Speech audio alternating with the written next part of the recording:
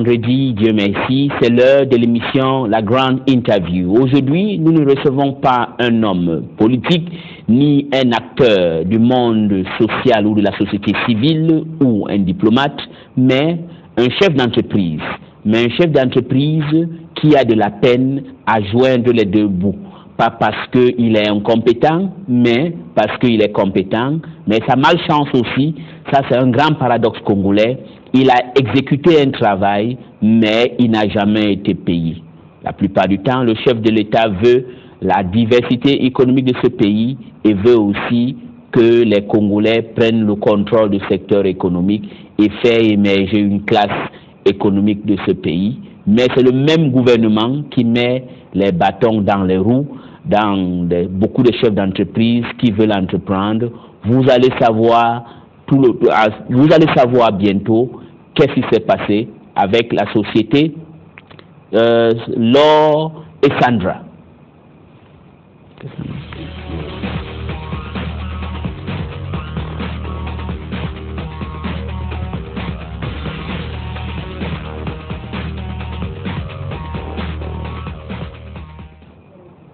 Ici à MNTV, notre particularité, c'est qu'on ne diffame pas, on ne fait pas la propagation de fausses nouvelles.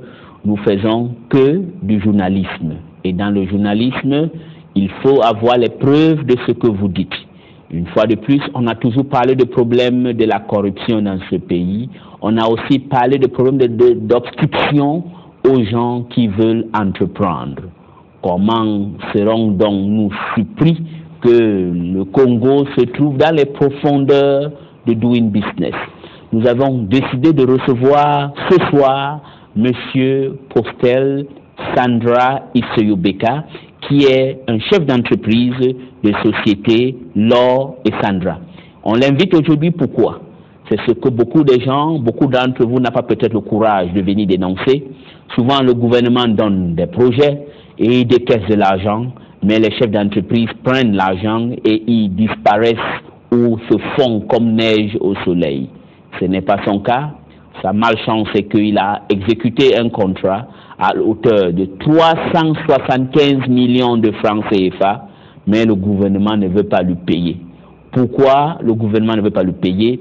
Voilà la raison pour laquelle nous avions décidé de recevoir M. Postel Sandra Issoyobeka. Soyez les bienvenus. Bonjour M. Smith. Comment vous allez? Non, je me porte très bien. Vous êtes un chef d'entreprise, mais un chef d'entreprise amer. Amer, pourquoi? Parce que vous avez exécuté des travaux que le gouvernement vous a donnés à hauteur d'environ 375 millions de francs.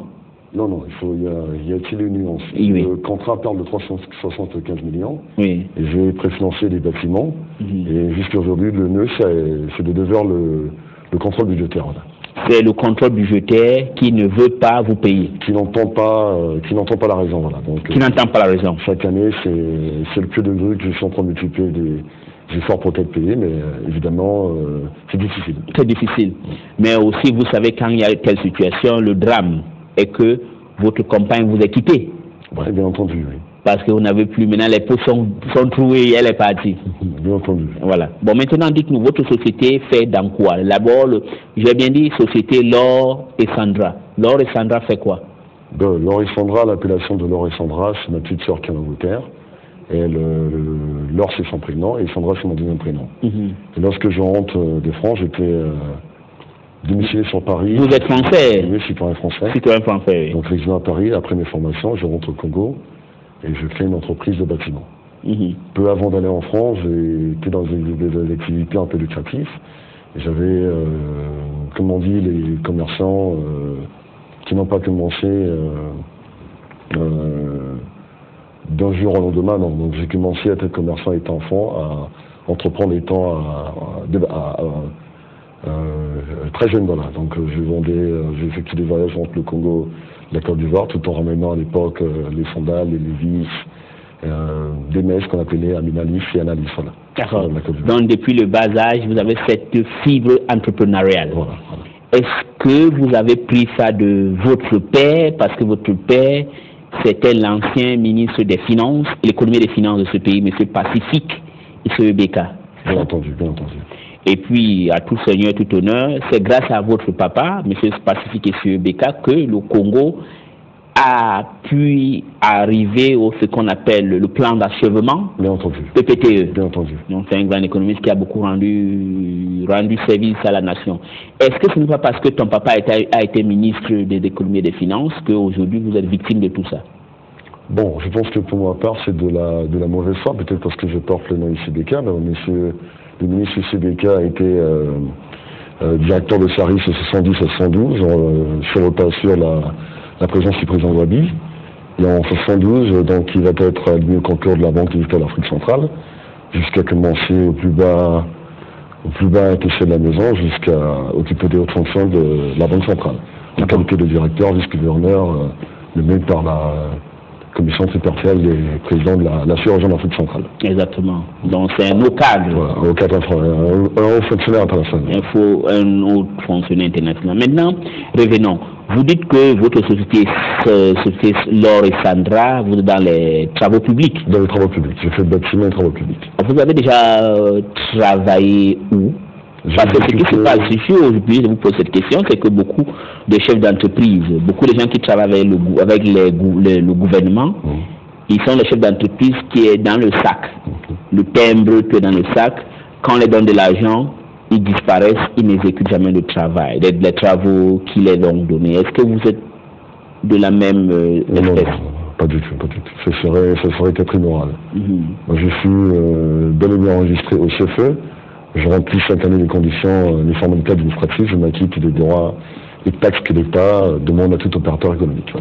Donc mes bureaux, avant mon bureau était installé à la rue Banda, 139 rue Banda, dans 39 rue Banda Pototo.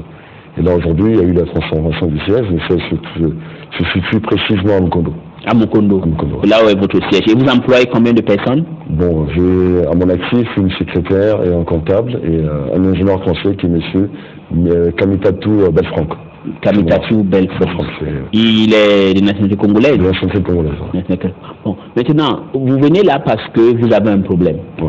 Vous avez fait des travaux et le gouvernement refuse de vous payer. Bon, bien entendu, oui. Mais est-ce que le gouvernement refusant de vous payer, peut-être c'est parce qu'ils ont vu que vous n'avez pas fait le travail? Comment un gouvernement si responsable comme le nôtre peut se permettre de refuser à un jeune entrepreneur comme vous?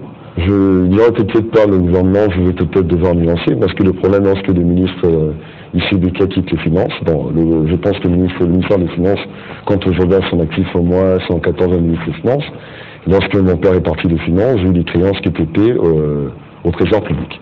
Le Trésor public, c'est l'organe comptable et financier. Donc avant qu'un dossier, un contrat de marché qui a été souscrit entre les ministères et les opérateurs, y a-t-il un contrat? Il faut s'acquitter des droits et taxes d'impôt, ce qu'on appelle les 2%, via le plan, l'ordonnancement, le budget et le contrat budgétaire. Donc pour ma part, j'ai les dossiers qui ont été impayés, c'était de la mauvaise foi comme on dit, du Trésor public. Voilà. Et donc, à l'issue de cela, lorsque le ministre a eu la passation de service, le nouveau ministre des Finances, Gilbert Ondongé passé, a pris fonction, y a-t-il un communiqué qui a été adressé à tous les opérateurs qui avaient des dossiers qui ont été impayés, d'aller s'inscrire à la régulation des marchés publics. Donc, de l'ancienne réglementation à la nouvelle, et je me suis déporté à la régulation des marchés publics au plateau, ville là où est la résidence du président de la République. Donc c'est là où j'ai été m'inscrire pour tous mes contentieux. Pour tous vos contentieux. Le service juridique. Voilà. Le service juridique. Mais malgré tout ça, on refuse toujours de vous payer. Bon, le service juridique envoie le dossier au service contentieux, donc ils ont délibéré. J'avais gagné le procès. Ils ont fait, sur le passage de Madame Maître Annie, la présente Annick Mongo, au président Rigobert Andeli. Donc l'ancien ministre des Finances qui a été nommé président de la régulation des marchés publics. Exactement. Donc eux, ils travaillent en partenariat avec les ministères concernés. Les dossiers sont inscrits chez eux depuis 2010. Lorsqu'il y a eu un communiqué adressé de Maître Annick Mongo. Oui, je vais montrer le communiqué. Je ne sais pas si le réalisateur peut faire un zoom sur ce communiqué. Voilà le communiqué que on a donné. Je ne sais pas si le réalisateur peut zoomer sur ça pour qu'on voie le communiqué. Voilà. Et puis je vais tourner pour qu'on sache ce que vous dites, vous n'inventez rien. Et on va voir le nom de la personne qui est là, Annick Patricia Mongo. Ça c'est depuis le 10 novembre 2010. Et donc quand Madame Patricia Mongo a envoyé ce dossier là-bas, et la suite a été quoi? Ils ont étudié, ils ont convoqué le ministère de l'enseignement primaire et secondaire sur le passage de Madame la ministre, son Excellence Madame la ministre Rosalie Kama. Donc ils ont travaillé avec l'ancien DEP Ndoa et M. Bakala. Voilà. Monsieur Bakala. Voilà. Mais dites-nous, le problème c'est quoi? Est-ce que ce n'est pas que on vous a donné un chantier de exécuter et vous n'avez pas respecté les normes? Alors pourquoi il y a ce problème? Bon, c'est comme vous avez constaté, l'opérateur s'est acquitté des droits et taxes sur tous ses marchés. Oui. Donc ça c'est la liste des marchés qui étaient au trésor, qui ont été impayés au trésor public. Oui, ça c'est la liste des marchés, vous pouvez voir, une fois de plus le réalisateur, voilà la liste des marchés impayés. Impayés, voilà. Et leurs montants, voilà. Et leurs montants, voilà. La liste des marchés et impayés qui sont au trésor. Au trésor, donc les numéros de fiches sont au trésor. Donc les numéros de fiches au service comptable au trésor. Sont au service comptable au trésor. Donc ici nous parlons, on a des preuves à l'appui. Guichet et mandat. Guichet et mandat. Voilà. Donc alors, raconte-nous alors. Est-ce que ce n'est pas parce que vous avez bien su tout ce que vous avez, mais moi je pense que, à moins que je me trompe, est-ce que ce n'est pas que on vous a demandé par exemple de construire 20 écoles de peut-être 3 étages, je ne sais pas, et vous avez décidé de faire le contraire et puis on refuse maintenant de vous payer? Non, je ne suis pas le responsable tutelle du ministère de l'Enseignement. La régulation des marchés publics qui gère les contentieux à travers avec le ministère. Ils ont reconduit la ligne, donc en 2012, 10 et 11, ça n'a pas été le cas. Et en 2012, fin 2012, ils ont reconduit le projet. Bon, le ministère, sous-entendu, je ne suis pas DEP, je ne suis pas le CAF, je ne suis pas le gérant de leur crédit. Donc, à l'issue de leur entretien, à travers avec la régulation des marchés publics, ils m'ont écrit en me demandant d'aller faire l'implantation de 2 bâtiments de Paimpillé. De Paimpillé dans le département du Kulu, plus précisément à Pointe-Noire, à Mongo Kamba. Voilà. À Mongo Kamba. Le procès verbal d'implantation est là. Ça, c'est le procès verbal d'implantation de 2 bâtiments. Voici le procès verbal de 2 bâtiments qui causent problème. Voilà. C'est ça? Voilà. Je pense que oui. Et je vais encore tourner. Qu'on regarde, il y a quand même, je mets de ce côté pour qu'on puisse bien voir, parce qu'aujourd'hui ici, comme c'est des gros chiffres, il faut avoir les preuves de ce qu'on dit.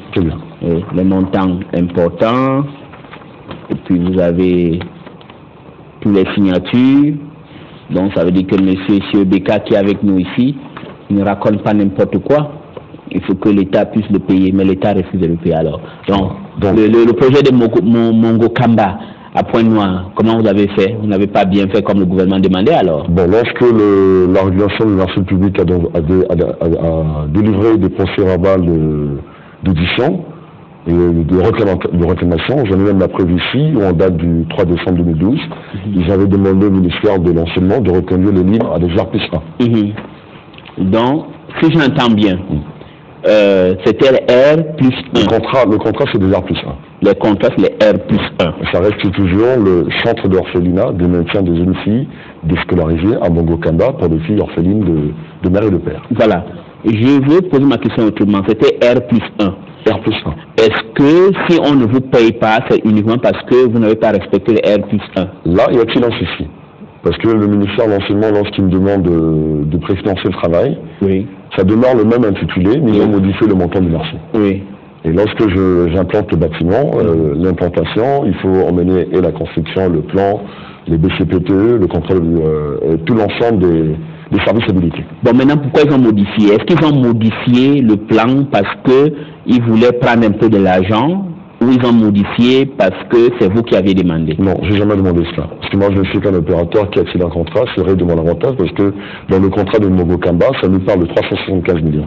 375 millions pour le contrat de Mongo Kamba. Et pour les 2%, j'ai payé autour de De 7 millions, de 2% d'année. 7% des 10%. Les 2% que les impôts prélèvent sur le contrat de marché. 375 millions. 6 millions 700. 6 millions 700 que vous avez payé. Pour les 2% des contrats, parce que ça a été scindé en deux. D'accord. Voilà. Bon, maintenant, qu'est-ce qui est donc passé? Bon, on refuse de vous payer les 375 millions. Lorsque je... Bon, attendez. Est-ce que vous avez exécuté le contrat de Mongo Kamba? J'ai exécuté le contrat. Vous avez exécuté. Mais y a-t-il une nuance quand on arrive à... Le contrat demeure le même intitulé. C'est le ministère qui, comme ils disent, ils étaient libres de modifier leur... ils ont modifié le montant du marché. Arrivé à l'évaluation du chantier pour que je sois payé, parce qu'ils ont installé les chantiers à une portée de 30 mètres sur 10, avec des 6 semelles en bas, des langrines. J'ai mis rien que le béton de propreté du milieu m'a pris quasiment 13 tonnes de ciment. Les fers venaient acheter près de 700 fers par là. Et les rubes de 15, les fers de 12. Via la charpente. Qui dit la charpente, c'est de venir installer l'école pour que la maison soit tollée. Voilà. Exactement. Et à l'issue de l'ESCA, en 2013, j'ai pas pu être payé parce que quand on a été effectué la mission de contrôle, le directeur du contrôle budgétaire, qui est M. Moulumba, avait mandaté une équipe. M. Obunga Daniel, à la date du 4 octobre. M. Obunga Daniel, qui a patronné la cérémonie. Qui a patronné. Le membre du BCPTE, la construction, le plan et mon architecte, M. Théophile Kakoutou, qui est l'architecte du conseil du ministère de l'enseignement primaire et secondaire. Voilà. Mais la question que je voulais vous poser, c'était d'abord R+1. C'est de R+1. Mais pourquoi ils ont modifié? Bon, c'est l'état dans ce dysfonctionnement. Le ministère, ils ont modifié le... C'est Mme Kamanyama, Nyoua, qui voulait que ce soit R+1. R+1, parce que sur les contrats, c'est les R+1. Les contrats, c'est les R+1. Et quand Elo Mampouya est venu, ils ont modifié, c'est ça? Non, ça a été modifié peu avant le départ de Mme Kama. Donc Mme Kama a donné une proposition R+1 R+1. Et elle a décidé encore de modifier. Pendant ce que la créance n'a pas été payée, après les recours 2 ans après, il me demande, le ministère m'appelle pour me demander d'aller exécuter le travail. Je leur fais savoir que voilà, le contrat parle des R+1. Ils disent, ils sont libres de leur crédit, ils ont modifié le contrat, ils ont modifié le montant du marché, de 375 millions à 180 millions. Alors pourquoi ils ont modifié? Bon, je ne sais pas qu'est-ce leur donne ce droit-là. Arrivé à l'évaluation, ils me demandent le préférence de travail, étant donné que ma société pendant une année n'avait pas travaillé, donc il a fallu que je récupère quand même le minimum de mes investissements. Et donc si j'entends bien, c'était d'abord 375 millions. C'est toujours 375 millions.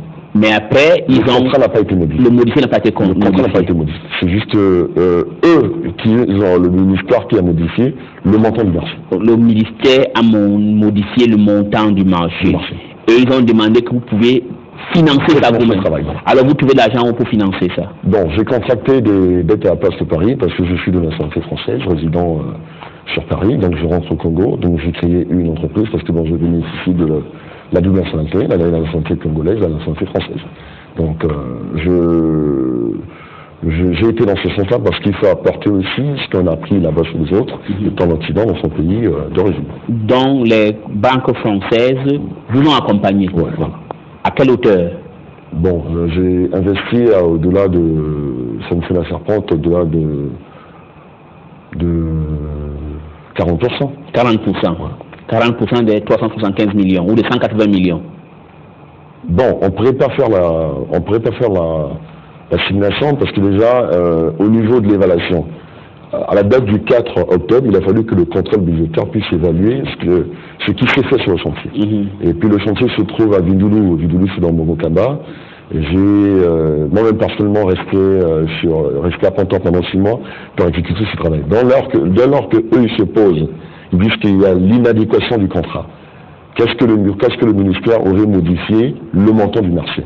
Donc ils ont demandé que le ministère de l'enseignement fasse un avenant en CA pour mettre la conformité du contrat. À l'issue de cela, lorsque nous sommes rentrés, après discussion avec tous les pairs, ils n'ont pas entendu la raison. Et le ministère de l'enseignement primaire et secondaire a-t-il fait du dysfonctionnement parce que il y a même mon marché de 120 millions qui a été attribué à une société de la place qu'on appelle AGS. Donc, si j'entends bien, il y a beaucoup de choses qui se passent. Voilà. On prend votre marché, un contrat qui est le mien, qui est le vôtre, et on attribue ça à une autre compagnie. Et nous, la compagnie, c'est qui? AGS. AGS. AGS, là, ça appartient à qui, là? Ça appartient à M. Rodrigue Mola. C'est lui Rodrigue Mola, qui a exécuté le chantier dans le département du Plateau. Donc, ils prennent donc sur un même marché, donc ça a deux exécutants. En fait, ouais, tout ça, deux exécutants là. Donc, un exécutant qui a pris le contrat d'une autre société. D'une autre société. Et si ce n'est pas la corruption, là? Non, je ne saurais peut-être pas le dire, mais bon, en tout cas, c'est une forme de dysfonctionnement là. Est-ce que ce n'est pas parce que quand on vous donne les gros marchés de 375 millions, là, vous ne mouillez pas la barbe des gens? Donc, en d'autres termes, vous ne partagez pas? Bon, du commun de mortel à l'époque de gré à gré, il a fallu, quand on a trouvé un marché, la méthode explique qu'il faut repartir de nouveau à la personne qui a rendu service. Et vous le faites non? Et moi, le souci, sauf que je ne vais peut-être pas dans ce sens-là, parce que après le départ de mon père, ma société a connu des impayés. Donc, est-ce que vous n'êtes pas victime parce que vous vous appelez Issoï Beka? Quand votre papa était aux affaires, tout marchait bien, et aujourd'hui c'est un règlement de compte. On veut dire non, monsieur Beka, comme c'est le nom de votre père, maintenant on vous punit. Bon, ceux qui cherchent les épouses sur la tête, je pense que nous sommes tous des républicains, nous bénéficions du droit de sol et de la citoyenneté, nous avons besoin et tout intérêt à travailler. Le président de la République a fait appel à tous les Congolais de tous les bords, donc c'est ce qu'il réclame, c'est ce qu'il dit dans ses messages de nation. Donc nous sommes partis, le président nous a fait appel d'un projet à la municipalisation accélérée, où on a appelé tous les Congolais, on est passé sur la nouvelle expérience, et même le chemin d'avenir, donc il entend bien faire de ce pays émergent. Oui. Et moi, je pense que ma part, je vais dans ce sens-là. Et c'est juste que comment le pays peut émerger quand vous avez 375 millions, on ne vous paye pas? Au-delà même de 375 millions. Parce que lorsque nous sommes allés, ils ont dit l'inadéquation. Et moi, ce qui m'a poussé, m'a permis à écrire au président de la République. Vous avez écrit au président de la République? Oui, j'ai écrit au président de la République en date du 8 novembre. 8 novembre. Vous avez écrit au président de la République le 8 novembre. Ouais. Il a écrit au président de la République. Je vais prendre ça. Oui. Vous avez dénonciation à tout fin utile. Et bon, quand vous avez écrit au président de la République, est-ce que vous avez eu une suite? J'ai eu une bonne satisfaction parce que j'ai été entendu à la présence du cabinet du ministre d'État par le conseiller Antoine Gakemi. Antoine Gakemi. Il vous est entendu. Bien. Mais après? À l'issue de ce cas, le conseiller du président de la République, du chef d'État en matière de l'économie, finance, plan et budget, et son collaborateur ont demandé à rencontrer le conseiller aux finances du ministre de l'Emploi, qui est M. Ngoulou. M. Ngoulou. Voilà. Donc M. Ngoulou est conscient de tout ça? Oui, bien entendu. Et qu'est-ce que M. Ngoulou a donc fait? Bon, M. Ngoulou a travaillé d'arrache-pied avec le conseiller du président de la République parce qu'il y a une instruction qui était partie du cabinet en leur demandant de reconduire les lignes, et qu'ils le fassent de manière écrite. Le ministère devait s'engager à reconduire les lignes et à refaire une correspondance au président de la République. Voilà. Et maintenant, quand on a fait la reconduction de toutes ces lignes-là, voilà. Votre cagnotte fait combien maintenant? Bon, parce que j'avais apporté des éléments que le ministère de l'Enseignement avait donné de marché ailleurs. Donc ils ont demandé, vous avez la preuve du procès et de l'instruction du cabinet. Voilà encore une autre preuve. Donc on prend votre marché, on donne à AGS. AGS Construction. AGS Construction qui appartient à monsieur Rodrigue Mboila. Voilà un peu. Donc à la fin, quand on reconduit tout, ça c'est Antoine Gakemi et Boniface Ngoulou. Voilà. Quand on fait une rectificatif, Vous vous trouvez à plus de 375 millions. Donc 375 millions qui est revenu au contrat initial qui n'avait pas été payé au Trésor. Qui n'avait pas été payé. Plus les 120 millions qui ont été reconduits. Et plus de 120 millions. Et même en dépit de ça, le ministère aussi nous doit un projet de marché sur le tableau que je devais livrer pour le lycée de Djambala. Parce que c'est moi qui ai fait le lycée de Djambala, le bloc administratif et les latrines. Décidément, ils ne vous aiment pas là-bas au ministère des Finances. Le contrat est même de 2 heures moins ici sur les tables bancs. Tous les contrats sont là. Vous avez les 187 millions x 2, les 30 millions. Attendez, on va montrer. Donc tous ces messieurs que vous avez cités là, les Antoine Ngakeni, les Ngoulou Boniface, ils viennent ici s'exprimer pourquoi ils ne veulent pas vous payer. Parce que voilà un peu tout ce que vous êtes venu donner et puis vous créez de l'emploi, vous créez de la richesse. Voilà. Donc c'est tous les marchés qu'on ne veut pas vous payer. Voilà. Tout était impayé, donc la liste ici qui devait être et le besoin des tables blancs. D'accord, les besoins les tables blancs. Donc maintenant l'école de Djambala n'a pas les tables blancs alors? Oui, parce qu'il fallait leur fournir des tables blancs et équiper le bloc administratif pour le personnel du lycée. Pour le personnel du lycée. Le personnel administratif du lycée. À Djambala. À Djambala. Et comme ils ne vous ont pas payé, voilà. Vous n'avez pas aussi livré? Non, j'ai pas pu livrer. Voilà. Donc maintenant l'école de Djambala est vide. Bon, le contrat que j'ai avec eux, il a fallu, en fonction de mon marché, j'ai payé les 2%, il fallait que je livre cela. Et il fallait que vous livrez cela. Donc c'était à eux de reconduire les lignes, c'est d'où, via la réclamation de mes impayés. Donc voici tous les impayés. Et quand je regarde là, vous avez 120 millions, 24 millions, 187 millions, 30 millions, 9 millions, c'est quand même colossal. Et donc on ne veut pas vous payer. Et monsieur Siobeka, est-ce qu'on ne veut pas vous payer parce que vous êtes le fils de Siobeka? Un règlement de compte. Bon, on pourrait le dire comme ça, mais parce que bon, je pense qu'ils